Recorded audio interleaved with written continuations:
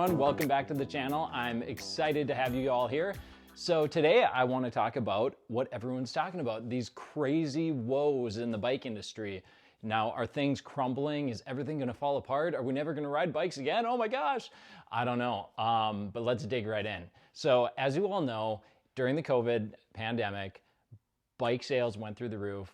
Bike manufacturers, retailers tried to react and increase their inventory levels to really meet demand.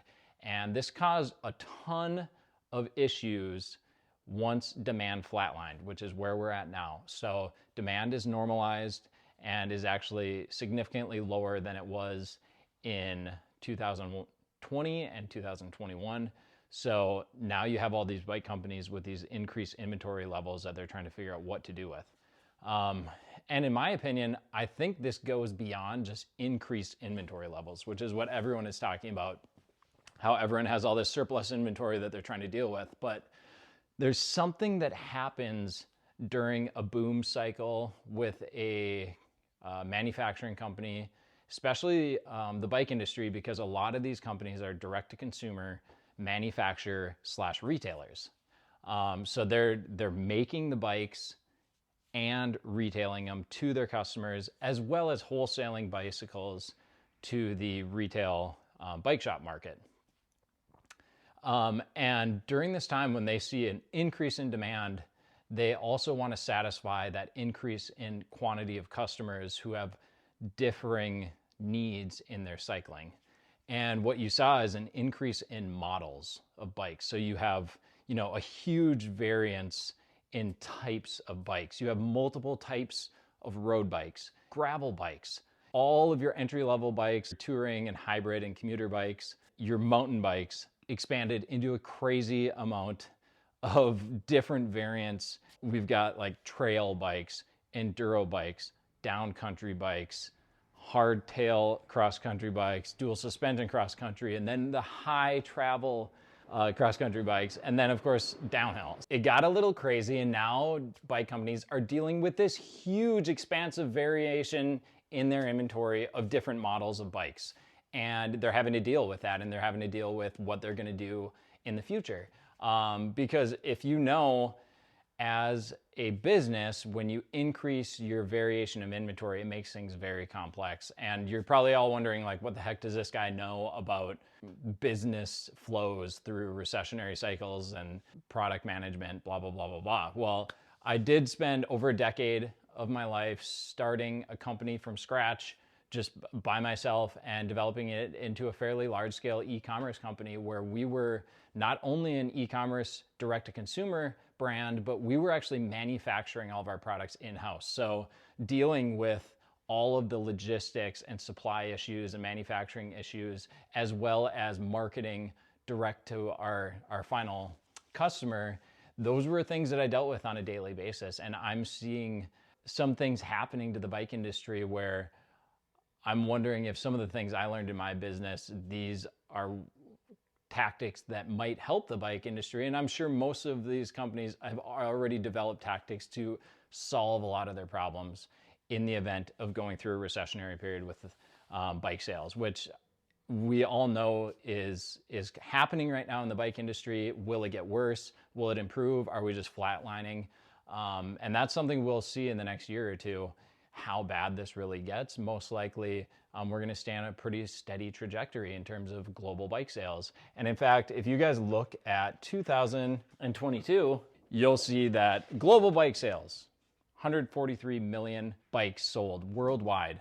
And that is a decrease from 2020, 2021. And now we're getting back to kind of that average global bike sale again. So with a fixed number of bikes that we are going to be able to sell every year, as a bike company, you need to start thinking, well, we know we're only going to sell a fixed number of bikes this year, so how do we maximize our profit on that fixed number of bikes we're going to sell? And that is by decreasing costs. I mean, it's very simple.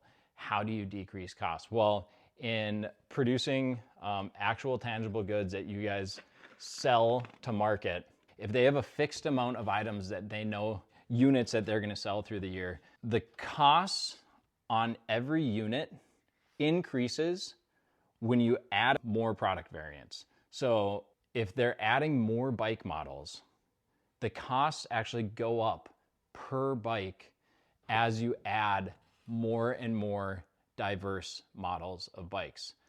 And there's a reason why that happens, and it has to do with just adding complexity to the process of making and selling and distributing these bikes.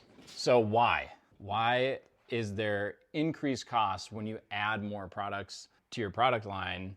That is only the case if your product line has a fixed number of units sold every year. So why? Well, because now you have an increased inventory of varying items. That leads to a kind of a ripple effect because you're having to order more different parts from your suppliers to make all of your different models. And when you're ordering a ton of different parts from suppliers, that means you have less quantity of parts ordered from each supplier, which means you have less leverage from your suppliers because you're not ordering big quantities of a specific part. So if you can order one pallet of a part from a supplier versus an entire shipping container of that one part from your supplier, you're gonna get a bad price on ordering just a one pallet. But if you can do that whole shipping container, I guarantee that supplier, you're gonna have leverage and be able to get and negotiate better pricing on that shipping container. Your logistics and freight costs are going to be decreased because you're gonna have more efficient transportation of those goods to your warehouses or your factory or whatever. And then increased burden on your R&D and your customer support. So when you start widening your product lines, you have invested massive amounts of money just in research and development to get these new products up on their feet. And not only that, but from the point that those new bikes have been sold, there's continued customer support needed on all of those new bike models for many, many years to come after the sale, especially if this is from one of the big bike brands like Trek or Specialized or Giant. Any of those big brands, they are going to be warrantying a lot of their bikes, and that also means that they are going to have to support those bikes well into the future. So now they have a really wide array of product lines that they have to continue supporting. And it just adds more complexity, more strain to the staff of those companies. The other big thing is that your marketing budgets are spread thin. So if you have 30 bike models that you have to market and try and sell for the year and advertise, that is going to be a lot harder to do with a fixed marketing budget versus trying to sell 10 bike models for the year. If you only have 10, it's pretty simple math. You're gonna have a way bigger budget per model to be able to market and promote that item. Like I was discussing earlier, those logistical inefficiencies, moving all those parts and pieces to your factories, to your warehouses, eventually to retailers or to shipping depots, the more diverse amount of products you have, there's gonna be more inefficiencies along the way. Logistically, whereas if you only have a handful of products that you're selling, obviously that is going to be a much more streamlined process. All right, so what is the solution for these bike companies to get through hard times? Well, I'm gonna say it again and again, but reduce the complexities in your company and simplify down to really what your consumers really need. For the last few years, I think bike industry has gotten a little cocky, thinking that they can push bikes to its consumers that are actually more than what we really need. Now, I kind of believe in like a 95% rule. We don't need a bike that is overbiked, meaning it does more than we need. We really need a bike that can cover the job 95% of the time. If you're a mountain biker, you might think you need this big bike for your riding, but realistically, you probably spend 90% of your time riding local trails that are maybe single track trails in your local park or gravel roads or whatnot, or forest roads, and you only are actually hitting those big jumps at like a downhill bike park a few times a year. So, do you actually need that giant travel? Or would you actually enjoy your time on your bike more if you were downgraded to a simpler bike that's actually covering 95% of the bases in terms of what you're riding on a daily basis? And I think the bike companies need to get to that point where they're really honing in and selling those bikes that are accomplishing multiple tasks for a bike owner, because the barrier to entry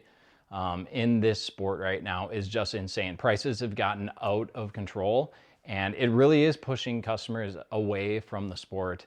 And to get them back in, I think what the industry can do is simplify their product lines, develop the bikes that are the essentials for those specific categories of cycling, and really promote the essential bikes and not get carried away with insane different models with just ridiculous group sets on them that like no person can realistically afford.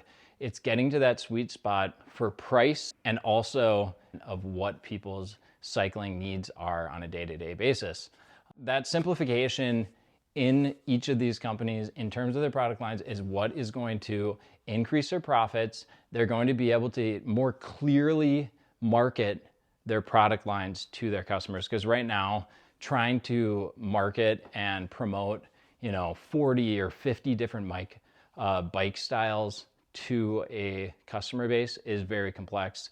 And if they can hone it in and maybe do a third less of bikes and just kind of focus on what they're really good at, this is how they're going to succeed. And I'm biased. I'm kind of an old school cyclist where I try and find bikes that do multiple things in one. And that's just because I don't have unlimited funds to buy 10 different bikes. I'd rather find a bike that can do a little bit of gravel, can do a little bit of road, can also work on my trainer, and try and do that all in one bike. And I'd like to find a mountain bike that, yeah, it can hit some pretty heavy trails, but it also is going to be fast and great for like really awesome high-speed fitness rides or cross-country rides. And that's what I like to do, just because I don't have unlimited funds to have like 10 or 12 different bikes. And the industry is going to see that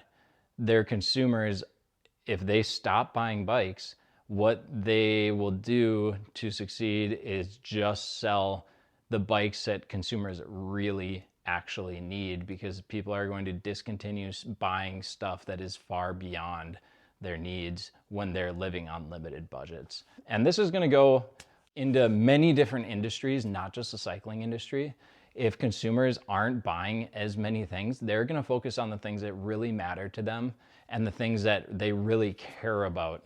And the companies that can tune into their consumer base and figure out, what that is, what's really important to them, are the ones that are going to succeed. I appreciate you guys following along and chatting with me. I hope you guys can leave some comments down below and tell me what you think about this. I'm probably extremely wrong in so many ways, and I'd love to hear what you all think about this, because I'm sure you have very many opinions that are way different than anything I know at all, because I am not an expert in this. I'm just giving my opinion. So have a great one. If you like this, click the like and subscribe button. If you guys want to see more videos, I'm going to try and release 1 or 2 a week, and we will see you next time. Have a great one, guys.